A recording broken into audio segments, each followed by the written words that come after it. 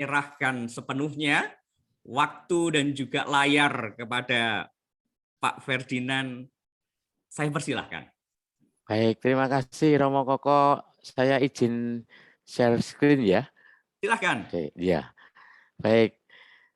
Selamat pagi, salam sukacita Romo, Bruder, Suster, Bapak Ibu semuanya. Ya, saya berbeban berat pagi ini Romo Koko. Wah, luar biasa ini. Sudah beberapa hari tidur saya tidak nyenyak gara-gara ini event pagi ini. Bukan Iya, gara-gara Romo Gandhi berarti. iya gara-gara Romo Gandhi. Apalagi kemarin Bapak Kardinal menyebut-nyebut nama Sugio Pranoto berkali-kali. Semakin tidak nyenyak semalam tidur saya. Apalagi saya juga ditunggui ketua yayasan saya Romo Wiryono. Jadi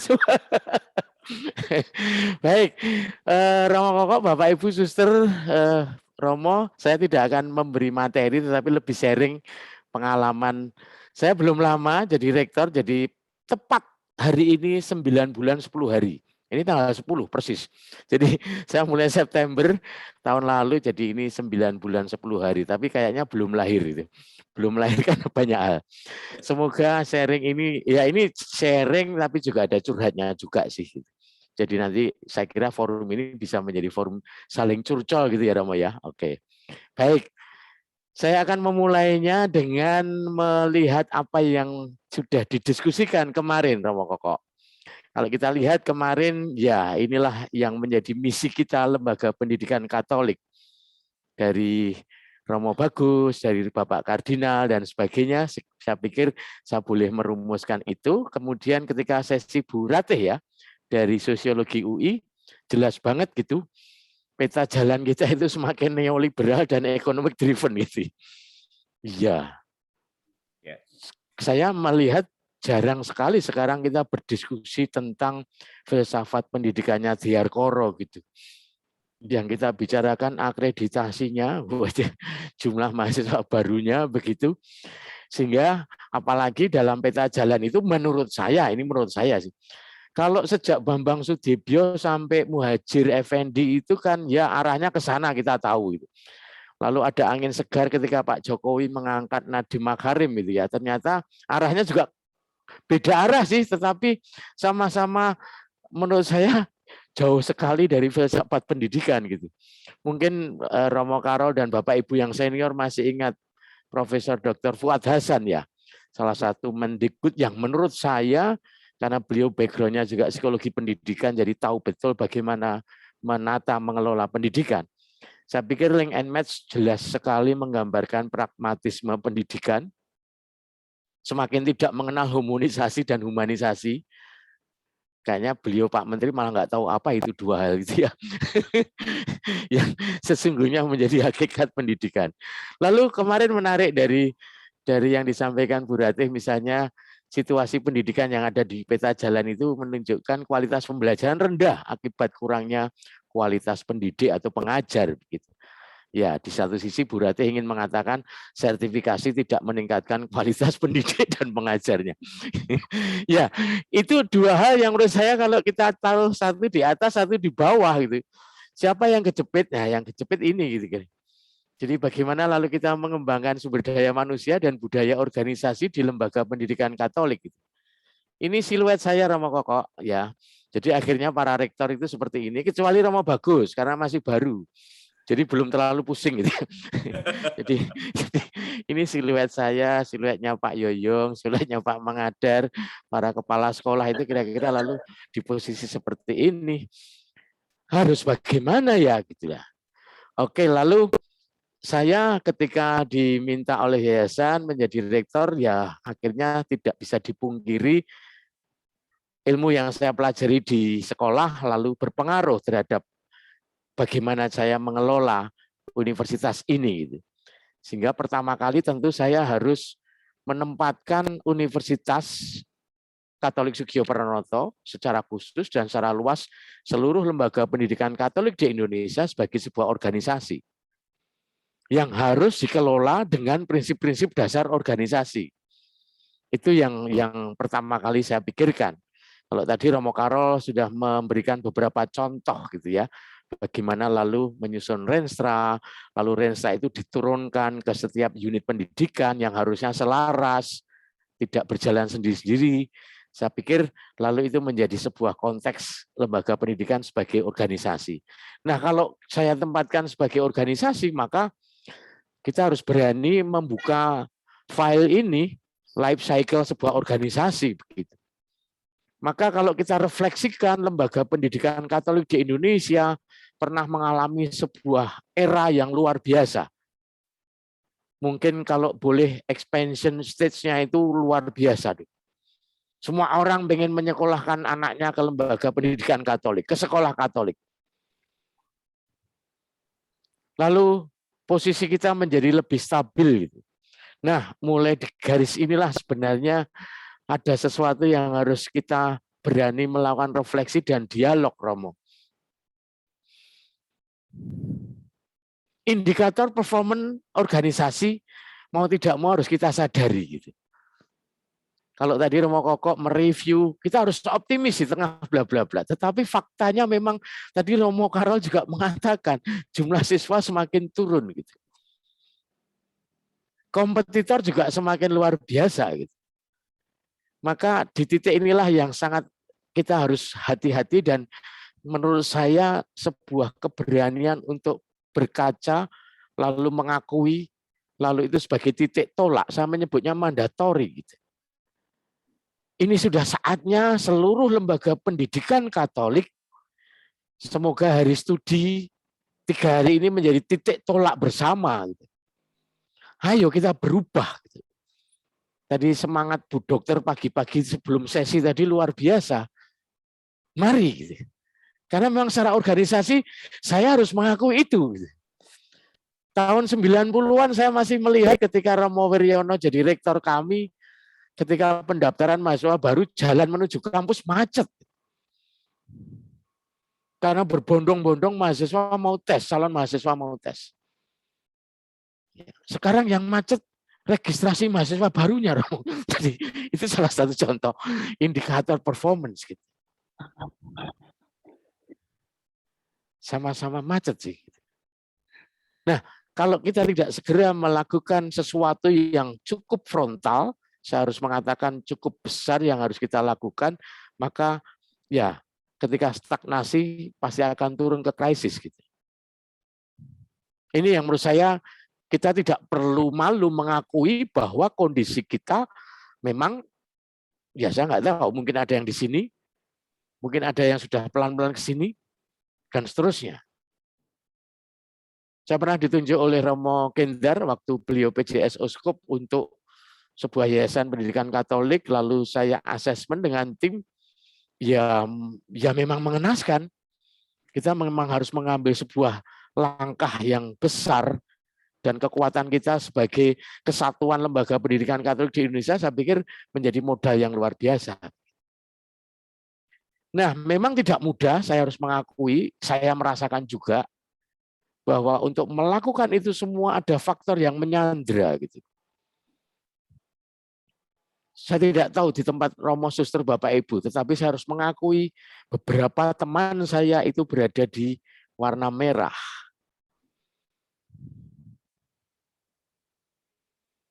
Misalnya saya sedang ngoprak-oprak sebuah prodi yang sebagian besar dosennya tidak mau studi lanjut.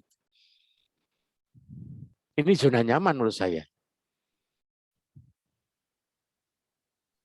Contoh konkret.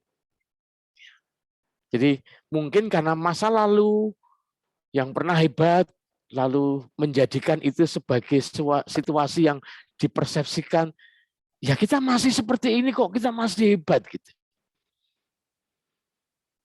Romo Koko dan Bapak Ibu, saya sebulan jadi rektor karena kami pernah punya status kampus PTS terbaik di Jawa Tengah, saya minta dilepas. Gitu. Dari baliho, dari kop surat, tolong itu dilepas.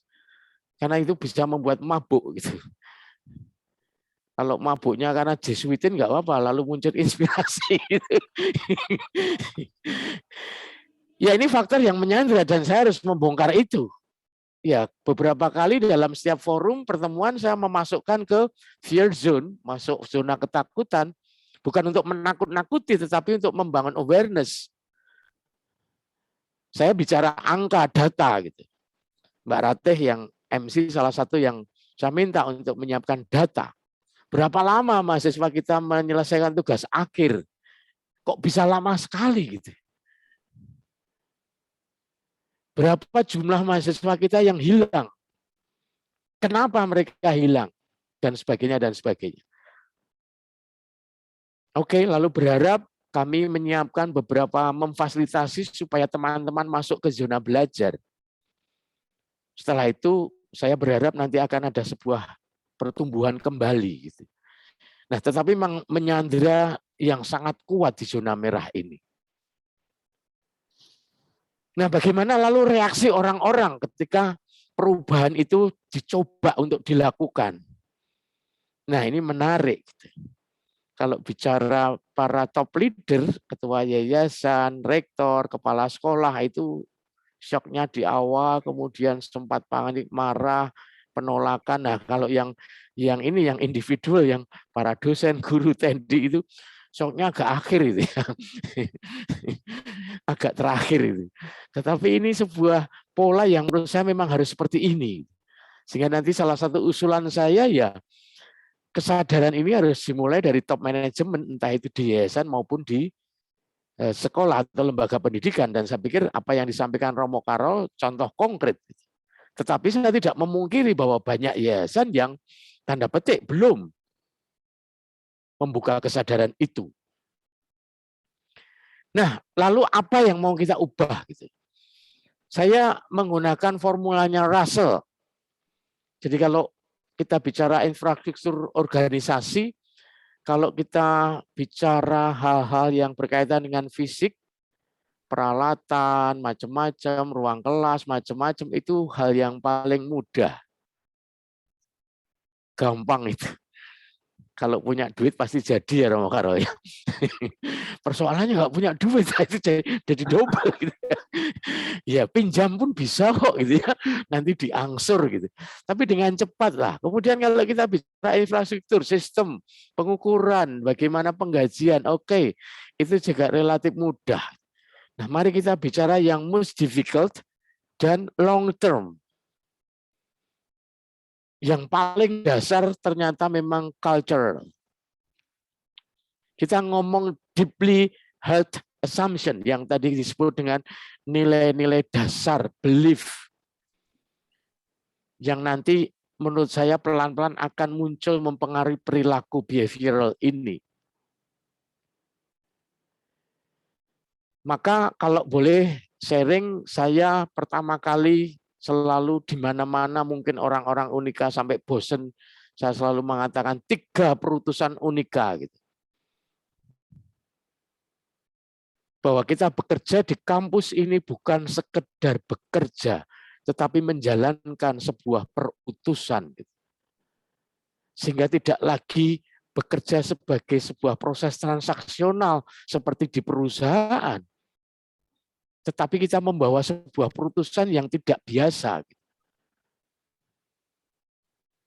Jadi kita diutus untuk gembleng anak muda dalam hal keilmuan maupun karakternya. Maka tidak bisa seorang dosen hadir kelas sekedar dalam tugas rutin untuk memenuhi BKD-nya. Gitu. Seorang tendik juga tidak bisa hanya sekedar datang lalu bekerja sebagai sebuah rutinitas, tetapi melayani mahasiswa, melayani dosen sebagai sebuah aktualisasi perutusan. Kemudian yang kedua adalah mendefinisikan secara tepat siapa peserta didik kita, siapa mahasiswa itu. Sangat menyedihkan misalnya ketika dosen tidak merespon ketika di WhatsApp oleh mahasiswanya. Bapak kapan bisa janjian untuk ketemu bimbingan? Lalu ada yang berpendapat, kenapa kita harus sampai segitunya melayani mahasiswa? Gitu. Maka kalau kita hitung-hitungannya transaksional nggak akan terjadi. Hanya perutusanlah yang bisa menggerakkan itu. Meskipun ya tidak mudah. Sekarang ini berhadapan dengan generasi milenial dan strawberry gitu ya. Bapak bisa ketemu janjian bimbingan hari apa? Saya jawab hari Jumat jam 1. Waduh, kalau jam 1 saya nggak bisa, Pak. Itu kan bingung kan. Jadi, nah terus kapan bisanya? Kayaknya yang lebih sibuk mahasiswanya daripada rektornya. Bagaimana kalau Senin jam 10, Pak? Gitu. Ya saya jawab, oke deh, deal. Terima kasih Pak Ferdi, muah gitu dengan tanda cinta. Untung yang baca saya, kalau yang buka WhatsApp istri saya salah besar itu. Saya harus menghadap komisi keluarga. Tidak mudah, kadang-kadang mahasiswa belum baca tapi sudah tanya dan sebagainya. Itu yang kita hadapi. Lalu bagaimana perutusan itu menjadi sebuah values and belief yang terhidupi dalam setiap aktivitas. Tantangan terbesar di sini, Romo, Suster, Bapak, Ibu, tugas kita sesungguhnya, kalau tadi Romo Karol dan Romo Koko menyatakan kembali ke nilai-nilai dasar, memang demikianlah kalau dalam perspektif psikologi organisasi. Lalu apakah hari ini kita masih cocok bicara itu? Di tengah kompetisi, kompetitor hadir dengan gaya korporasi. Saya optimis jawabannya memang ada di nilai-nilai dasar, di values and belief. Kita tidak akan pernah khawatir kalau kita menghidupi itu, kita akan kalah, tidak akan pernah khawatir. Saya menggunakan perspektif yang berbeda, misalnya punyanya konsepnya Jerry Porras tentang stream analysis. Jadi kalau kita bicara belief, principles, purpose, mission, maka kita bicara transformasi. Kalau kita bicara bangun gedung, infrastruktur teknologi, itu baru bicara development. Dan yang harus kita kerjakan, saya merujuk atau membuat preferensi di sini. Kita kembali merumuskan itu dan tidak mudah. Jadi saya senang melihat gambar-gambar foto-fotonya Romo Karol dengan para guru. Sekarang tidak mudah berdialog tentang itu. Jujur, saya harus mengatakan tidak mudah berdiskusi dengan para guru, mendiskusikan hal itu. Diskusinya administratif gitu ya. Memenuhi itu, lalu bagaimana supaya sertifikasi lancar dan seterusnya. Ya kita berhadapan dengan sebuah realitas. Nah, berkaitan dengan sumber daya manusia, kalau saya mengutip punyanya Marshall Global Talent ini, kita akan menghadapi sebuah situasi bagaimana pegawai, baik itu dosen, tenaga kependidikan, itu bisa beradaptasi dengan cara-cara baru begitu. Maka ada dua yang menurut saya menjadi tantangan, Romo dan Bapak Ibu. Bagaimana lalu dalam konteks pendidikan, ini saya bawa ke dalam konteks pendidikan, bagaimana lalu menerapkan prinsip-prinsip pedagogi dan andragogi dalam konteks peserta didik saat ini dan ke depan. Ini yang tidak mudah. Bagaimana seorang dosen yang lahir tahun 54 berhadapan dengan mahasiswa kelahiran tahun 2004. Dosennya ini dulu telur 1 rebus dipotong jadi 4, berhadapan dengan generasi yang bikin mie rebus telurnya 4 gitu ya. Bagaimana mereka berkomunikasi di kelas? Ini pertanyaan yang betul-betul harus kita garap. Bisa membayangkan gaya berelasinya di dalam kelas. Padahal itu kehidupan utama para peserta didik kita.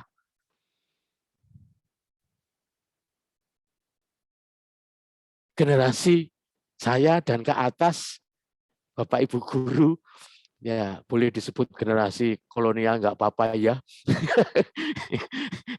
Yang kita kenal adalah Titik Sandora sama Bruri Pesolima. Berhadapan dengan anak-anak sekarang yang grup bandnya indie, yang kita tidak tahu. Maka ketika saya memulai kelas dengan menyanyikan lagunya Pamungkas dan Ardhito Pramono, mereka histeris gitu. Mereka menganggap, wow, Pak Ferdi teman kita gitu. Setelah itu baru bisa berdiskusi materi kuliah. Karena kalau tidak, mereka itu berpikir, mereka diam sih. Tapi dalam pikiran mereka, Bapak itu ngapain sih di depan ngomong terus gak selesai-selesai. Apa sih yang diomongin gitu. Karena tidak menghadirkan kontekstual.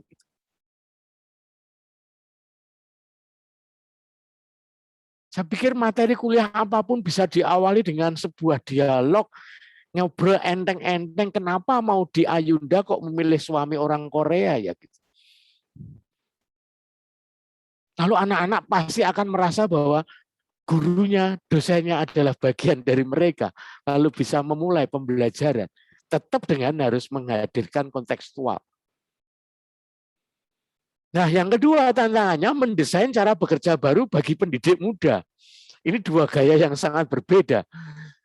Anak-anak muda, dosen-dosen muda di tempat kami ini, wow, energinya gede banget gitu. Dan mereka punya pemikiran, gaya berpikir, mindset yang sangat berbeda. Sangat berbeda. Ada seorang dosen baru, tak ajak ngobrol, baru 6 bulan dia jadi dosen. Kamu kerasan nggak, Mas, di fakultas? Gimana ya Pak? Jawabnya itu ragu-ragu. Kayaknya mau ngarang jawaban. Santai aja. Gitu. Saya lebih suka nongkrong di sini sih Pak sama teman-teman yang muda yang lain dari fakultas lain. Loh, kenapa? Ya kalau ketemu yang senior-senior mereka diskusinya itu, wah ini honor bimbing keluar kapan ya untuk bayar SPP anak. Jadi penderitaan-penderitaan yang didiskusikan. Dan anak-anak muda itu ternyata punya aspirasi yang berbeda yang harus kita wadahi. Gitu. Lalu punya PR besar dari tata kelola lembaga pendidikan, bagaimana mereka masih bisa berinteraksi. Tidak mudah. Oke, lalu kalau yang terakhir, bagaimana lalu saya membangun sebuah budaya dalam berelasi, saya mencoba mereferensikan sebuah evolusi dalam struktur organisasi. Market oriented ecosystem bukan berarti kita market driven, tidak, tetapi ekosistem kita itu sekarang cair, fleksibel, lintas fungsi, sehingga kita tidak bisa lagi menggunakan hierarki birokrasi seperti masa lalu. Maka relasi-relasi informal itu harus menjadi kekuatan yang utama. Karena tadi sekali lagi anak-anak muda ini tidak bisa dengan hierarki birokrasi. Bekerja harus lintas fungsi dan seterusnya. Maka beberapa praktek yang boleh kami sharingkan, Romo Koko, saya harus mengatakan praktek kecil di Sugio Pranoto. Yang pertama, saya mengajak kembali berakar pada nilai, bertekun pada proses, berbuah pada kualitas. Itu prinsip yang ingin saya sampaikan ke teman-teman di Sugio Pranoto. Kami sedang mengalami pergulatan ketika beberapa teman kampus lain sudah berakreditasi unggul dan kami masih A gitu ya. Ya, saya mengatakan akreditasi itu buah, bukan sesuatu yang dikejar. Kalau proses kita benar, proses kita baik, otomatis kita akan mendapatkan buah. Kemudian tadi sepakat dengan Romo Karol, lebih baik berbuat salah daripada tidak berbuat apa-apa, karena kalau kesalahan bisa diperbaiki. Dan saya mengatakan boleh salah, termasuk rektornya salah kemarin. Saya kena kartu kuning dari ketua yayasan karena menebang pohon, karena menebang dahan pohon. Ketika saya menerapkan tatap muka, sudah boleh tatap muka, lalu beberapa dahan itu sudah rapuh. Saya minta bagian umum ya ditebang kalau daripada nanti jatuh menimpa mahasiswa. Ya saya langsung minta maaf kepada Romo Wiryono. Dan saya punya ketua yayasan yang sangat mengampuni, nggak apa-apa, yang penting untuk pelajaran. Terima kasih Romo. Ya, untung nggak kena kartu merah, cuma kartu kuning gitu ya. Yang kedua, saya tidak pernah bosan di semua momen pertemuan apapun, saya selalu presentasi 3 perutusan Unika Sugio Pranoto. Terus sampai muntah-muntah ya nggak apa-apa, biarin aja. Karena kalau tidak diulang-ulang tentu tidak akan masuk gitu. Kemudian yang ketiga, saya jujur yang paling ekstrim agak berat ini memang menyatukan dua bidang yang selama ini terpisah. Selama ini akademik itu WR1, kemahasiswaan WR3, lalu saya mengatakan bahwa perutusan kita itu gembleng anak muda secara holistik, yaitu wujud konkretnya akademik kemahasiswaan jadi satu. Sehingga sekarang perkuliahan itu kami jadikan sebagai media utama pembentukan karakter disupport oleh kegiatan kemahasiswaan.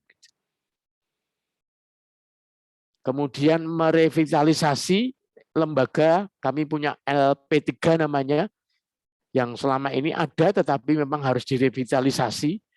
Lalu diskusi tentang andragogi, diskusi tentang berbagai macam model pembelajaran kami gencarkan. Dan ini menggarap metode pembelajaran dan kurikulum, dan kami mulai semester ini menguji cobakan sebuah model pembelajaran baru, kami sebut dengan SLM, Sugio Pranoto Learning Model, yang cirinya itu ada 4, jolly.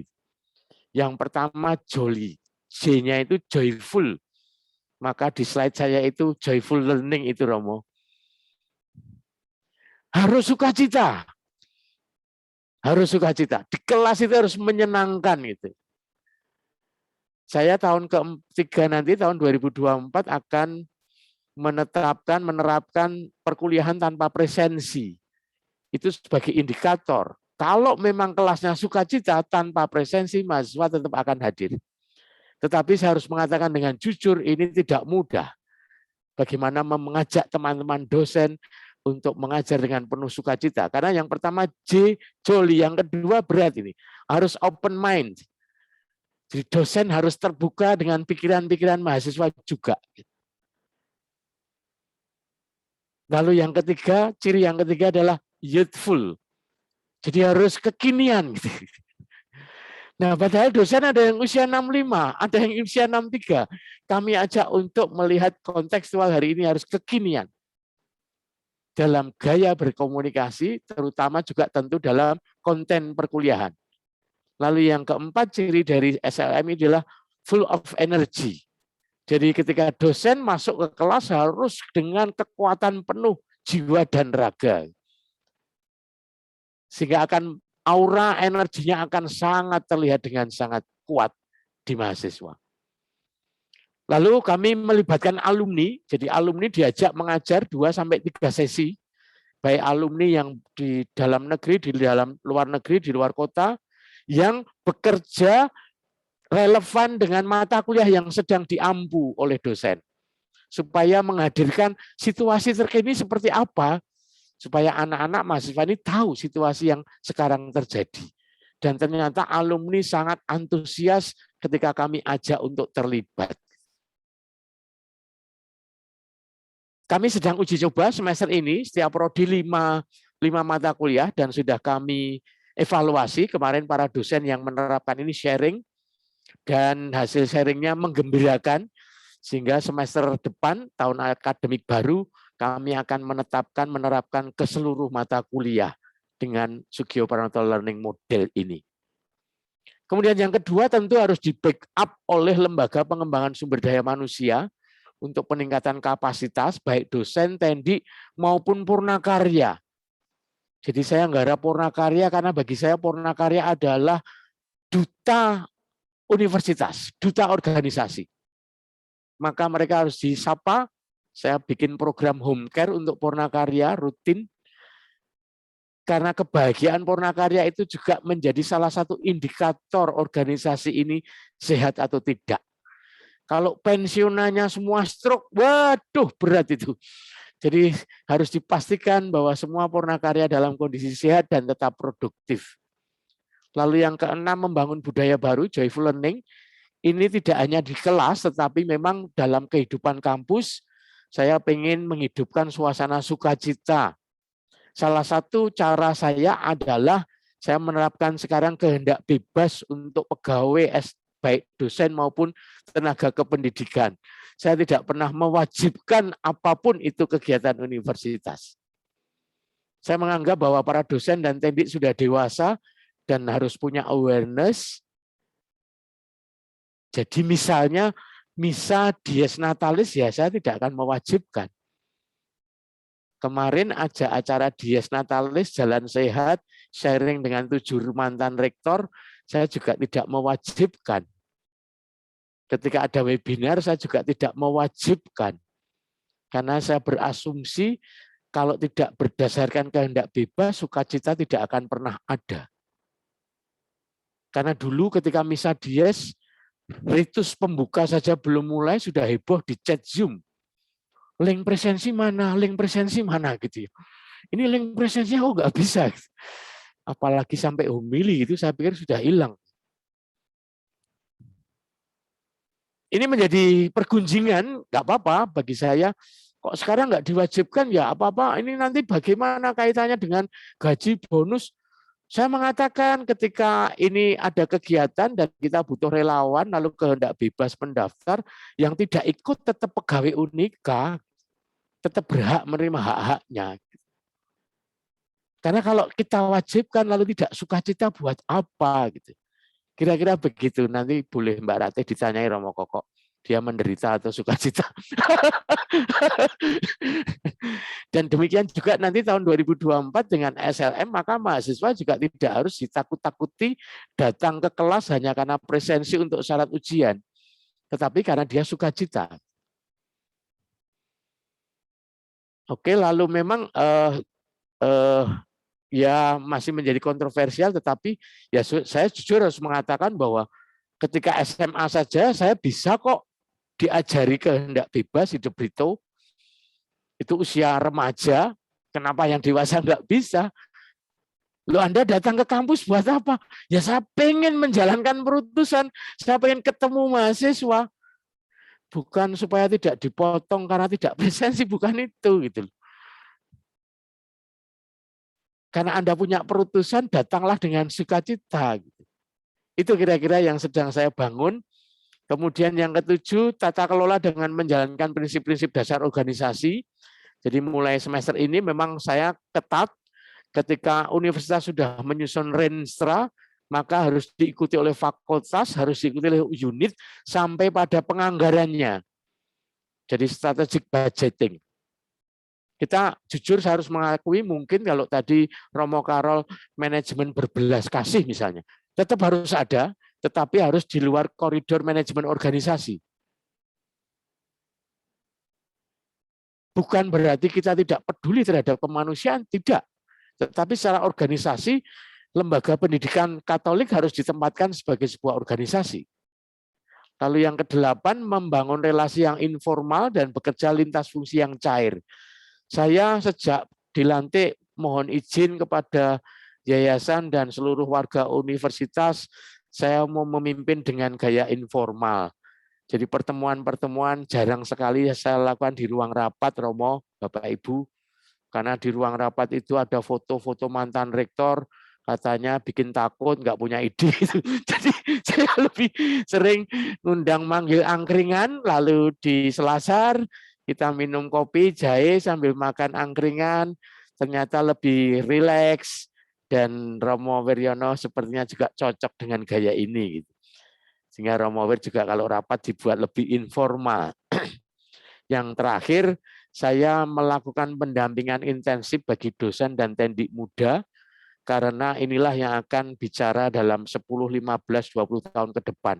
Dan bagi saya, kepemimpinan tidak bisa dibiarkan secara natural, tetapi harus didesain dari awal. Nah, anak-anak muda ini kami serahi banyak tugas di tingkat universitas, dan mereka luar biasa, energinya gede sekali, harus kita fasilitasi. Kita fasilitasi. Dan ya tugas saya lebih banyak ngajak mereka nongkrong di kafe, sambil ngopi, ide luar biasa. Misalnya yang sangat serius, misalnya pusat studi yang ada di kami serahkan ke anak-anak muda. Dan mereka luar biasa. Mereka bikin studi literatur, mereka wawancara kepada pendiri, lalu mengusulkan, Pak, pusat studi ini harus dibawa ke sana, arahnya ke sana. Ini luar biasa. Tentu Sugio Paranto Learning Model juga dirintis oleh dosen-dosen muda, karena mereka tentu jauh lebih mudah beradaptasi. Yang terakhir dari saya, Romo, ini sebuah lontaran untuk kita semua. Yang pertama, kalau kita mau membangun lembaga pendidikan Katolik kembali, maka awareness harus dari pimpinan yayasan dan lembaga pendidikan. Tidak bisa tidak. Jadi pemicunya harus, pemantiknya harus dari sana. Yang kedua, butuh kepemimpinan yang berani untuk melakukan positioning. Positioning di mana, seperti apa, tetap berada di tujuan luhur pendidikan. Lalu diinternalisasi melalui values dalam budaya organisasi, tetapi tetap harus fleksibel terhadap perubahan. Tapi tujuan luhur pendidikan itulah kekuatan utama kita menurut saya. Diikuti politik anggaran yang kuat gitu. Dengan segala keterbatasan kita, maka politik anggaran harus kuat untuk pengembangan SDM. Karena bagi saya, SDM unggul yang dicita-citakan kemarin tidak akan pernah terjadi kalau dosen, guru, tendiknya tidak unggul. Lalu yang keempat, menggenjot pengembangan pedagogi dan andragogi bagi para pendidik. Karena menurut saya kekuatan kita di situ. Kita punya Romo Diarkoro yang pemikiran-pemikiran filsafat pendidikannya luar biasa. Mari kita hidupi kembali. Dan itu tidak dimiliki oleh orang lain.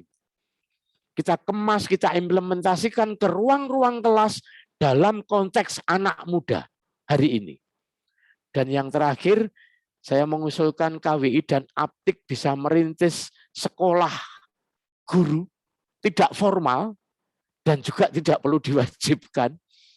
Nanti bikin batch berapa, 1 bulan, 2 gelombang, 3 gelombang, guru-guru yang pengen refreshing, kembali belajar pedagogi, andragogi, dan sebagainya. Kemudian juga sekolah calon kepala sekolah, sekolah calon dekan, sekolah calon rektor. Romo Gandhi jadi rektornya untuk sekolah-sekolah ini, Romo Koko direkturnya. Terima kasih, berkah dalem, matur nuwun.